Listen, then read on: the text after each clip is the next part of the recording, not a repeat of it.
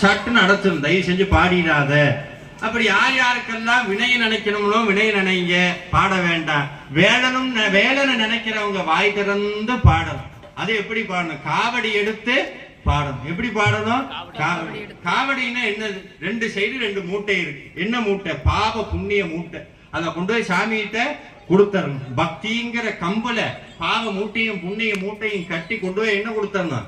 சாமி கிட்ட கொடுத்தரணும். அதனால மனசால காவடி எடுத்து முருகனை மனசார நினைச்சு இந்த காவடி நீ வச்சுக்க முருகான்னு கொடுங்க.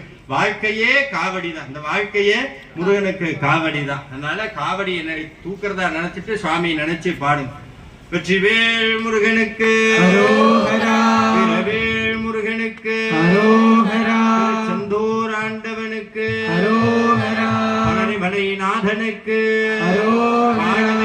தெய்வத்திற்கு, சுவாமிநாதன் சுவாமி மலை வரும் நேரமே, சுவாமிநாதன் சுவாமி மலை வரும் நேரமே, அரோகர அரோகர ஆரவாரமே, அரோகர அரோகர ஆரவாரமே, அரோகர அரோகர அரகரோகரா, அரோகர அரோகர அரகரோகரா, அரோகர அரோகர அரகரோகரா, அரோகர அரோகர அரகரோகரா.